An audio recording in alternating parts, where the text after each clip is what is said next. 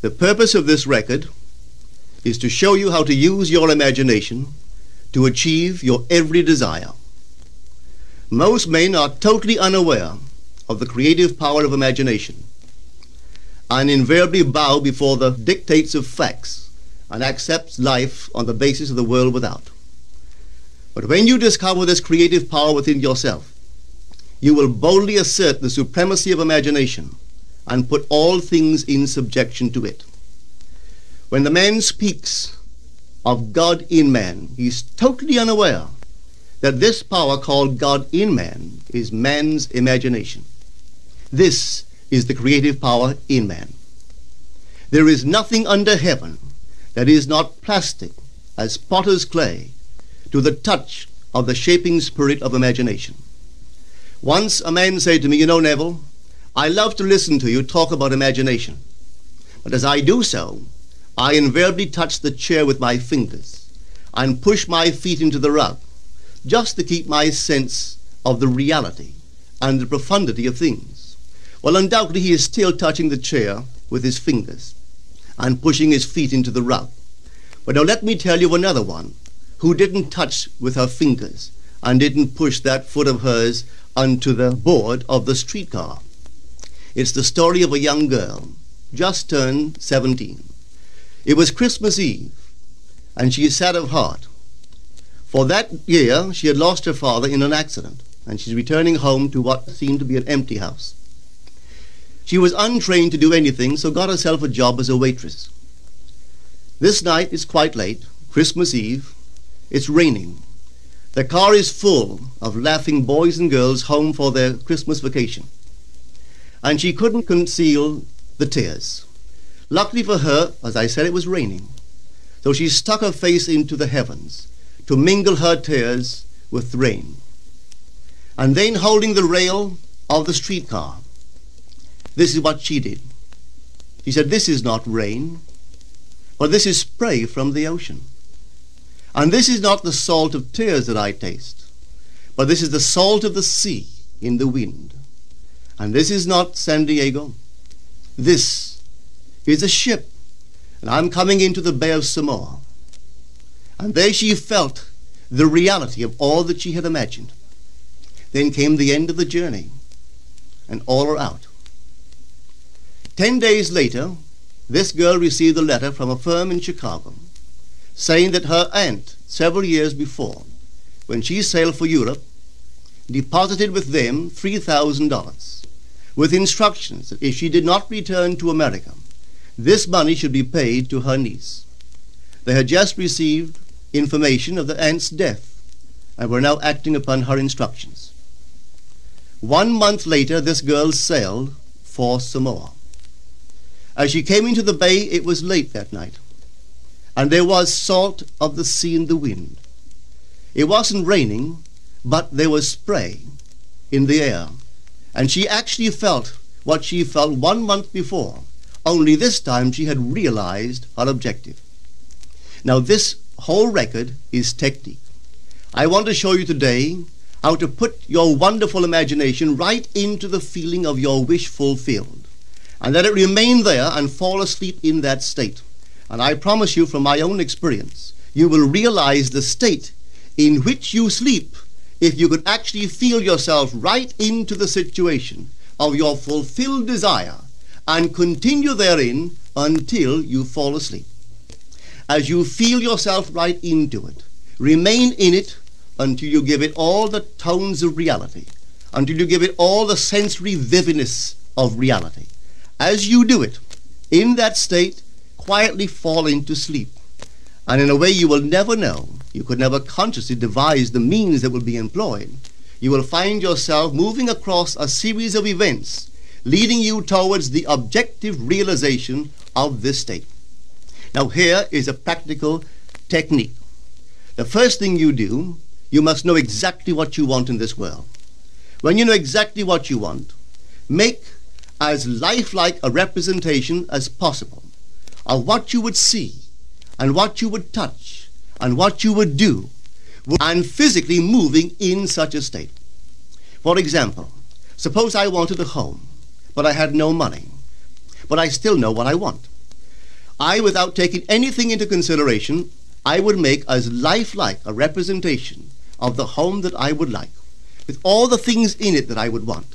And then, this night, as I would go to bed, I would, in a drowsy, sleepy state, the state that borders upon sleep, I would imagine that I am actually in such a house, that were I to step off the bed, I would step upon the floor of that house. Were I to leave this room, I would enter the room that is adjacent to my imagined room in that house. And while I am touching the furniture and feeling it to be solidly real, and while I am moving from one room to the other in my imaginary house, I would go sound asleep in that state. And I know that in a way I could not consciously devise, I would realize my house. I have seen it work time and time again. If I wanted promotion in my business, I would ask myself what additional responsibilities would be mine were I to be given this great promotion. What would I do? What would I say? What would I see? How would I act?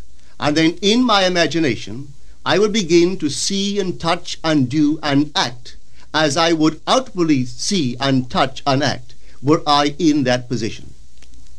If I now desired the mate of my life, were I now in search of some wonderful girl or some wonderful man, what would I actually find myself doing that would imply that I have found my state? For instance, suppose now I was a lady. One thing I would definitely do, I would wear a wedding ring. I would take my imaginary hands and I would feel the ring that I would imagine to be there. And I would keep on feeling it until it seemed to me to be solidly real. I would give it all the sensory vividness I am capable of giving anything. And while I am feeling my imaginary ring, which implies I am married, I would sleep. This story is told us in the Song of Songs, or the Song of Solomon. It is said, "At night on my bed, I sought him whom my soul loveth. I found him whom my soul loveth, and I would not let him go until I brought him into my mother's house, right into the chamber of her that conceived me." If I would take that beautiful poem and put it into modern English, into practical language, it would be this. While sitting in my chair, I would feel myself right into the situation of my fulfilled desire. And having felt myself into that state, I would not let it go. I would keep that mood alive, and in that mood I would sleep. That is, taking it right into my mother's chamber, into the chamber of her that conceived me.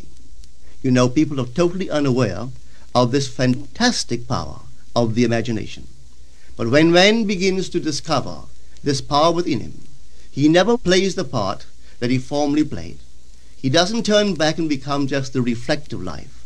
From here on in, he is the affecter of life. The secret of it is to center your imagination in the feeling of the wish fulfilled and remain therein. For in our capacity to live in the feeling of the wish fulfilled lies our capacity to live the more abundant life. Most of us are afraid to imagine ourselves as important and noble individuals, secure in our contribution to the world, just because at the very moment that we start our assumption, reason and our senses deny the truth of our assumption. We seem to be in the grip of an unconscious urge which makes us cling desperately to the world of familiar things and resist all that threatens to tear us away from our familiar and seemingly safe moorings. But I appeal to you to try it.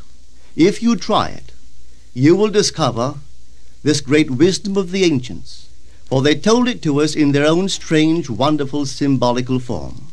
But unfortunately, you and I misinterpreted their stories and took it for history when they intended it as instruction to simply achieve our every objective. You see, imagination puts us inwardly in touch with a world of states. These states are existent, they are present now, but they are mere possibilities while we think of them. But they become overpoweringly real when we think from them and dwell in them. You know, there's a wide difference between thinking of what you want in this world and thinking from what you want. Let me tell you, when I first heard of this strange and wonderful power of the imagination, it was in 1933 in New York City. An old friend of mine taught it to me. He turned to the 14th of John, and this is what he read. In my Father's house are many mansions. If it were not so, I would have told you. I go to prepare a place for you. And if I go and prepare a place for you, I will come again and receive you unto myself, that where I am, there ye may be also. He explained to me that this central character of the Gospels was human imagination, that mansion was not a place in some heavenly house, but simply my desire. If I would make a living representation of the state desired, and then enter that state and abide in that state, I would realize it. At the time, I wanted to make a trip to the island of Barbados in the West Indies, but I had no money. He explained to me that if I would that night, as I slept in New York City, assume that I was sleeping in my earthly father's house in Barbados, and go sound asleep in that state, that I would realize my trip. Well, I took him at his word and tried it. For 1 month, night after night, as I fell asleep, I assumed I was sleeping in my father's home in Barbados. At the end of my month, an invitation from my family came, inviting me to spend the winter in Barbados. I sailed for Barbados the early part of December of that year. From then on, I knew I had found this Savior in myself. The old man told me that it would never fail. Even after it happened, I could hardly believe that it would not have happened anyway. That's how strange this whole thing is. On reflection, it happens so naturally. You begin to feel or to tell yourself, well, it would have happened anyway, and you quickly recover from this wonderful experience of yours. It never failed me if I would give the mood, the imagined mood, sensory vividness. I could tell you unnumbered case histories to show you how it works, but in essence it's simple. You simply know what you want. When you know what you want, you're thinking of it. That is not enough. You must now begin to think from it. Well, how could I think from it? I am sitting here, and I desire to be elsewhere. How could I, while sitting here physically, put myself in imagination at a point in space removed from this room and make that real to me? Quite easily. My imagination puts me in touch inwardly with that state. I imagine that I am actually where I desire to be. Now, can I tell that I am there? There is only one way to prove that I am there. For what a man sees when he describes his world is as he describes it relative to himself. So what the world looks like depends entirely upon where I stand when I make my observation. So if, as I describe my world, it is related to that point in space I imagine that I am occupying, then I must be there.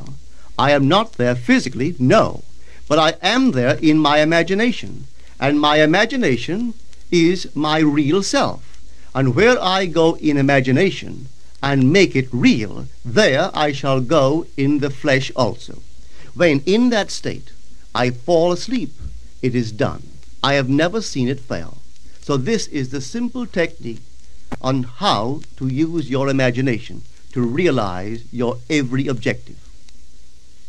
Here is a very healthy and productive exercise for the imagination. Something that you should do daily. Daily relive the day as you wish you had lived it, revising the scenes to make them conform to your ideals. For instance, suppose the day's mail brought disappointing news. Revise the letter. Mentally rewrite it and make it conform to the news you wish you had received. Or suppose you didn't get the letter you wish you had received. Write yourself the letter and imagine that you received such a letter. Let me tell you a story that took place in New York not very long ago. In my audience sat this lady who had heard me numberless times. And I was telling the story of revision. that man, not knowing the power of imagination, he goes to sleep at the end of his day, tired and exhausted, accepting as final all the events of the day. And I was trying to show that man should, at that moment, before he sleeps, he should rewrite the entire day and make it conform to the day he wished he had experienced. Here is the way a lady wisely used this law of revision. It appears that 2 years ago she was ordered out of her daughter-in-law's home. For 2 years there was no correspondence. She had sent her grandson at least 24 presents in that interval, but not one was ever acknowledged. Having heard the story of revision, this is what she did. As she retired at night, she mentally constructed 2 letters. One she imagined coming from her grandson, and the other from her daughter-in-law. In these letters they expressed deep affection for, and wondered why she had not called to see them.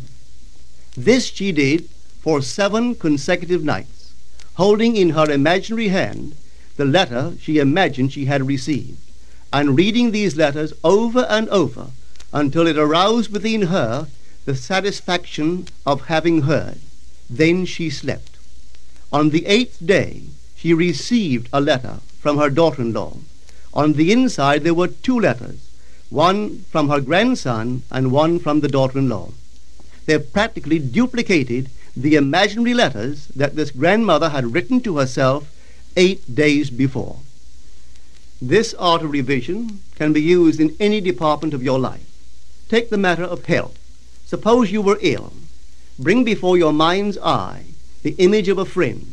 Put upon that face an expression which implies that he or she sees in you that which you want the whole world to see. Just imagine he is saying to you that he has never seen you look better, and you reply, I have never felt better. Suppose your foot was injured. Then do this.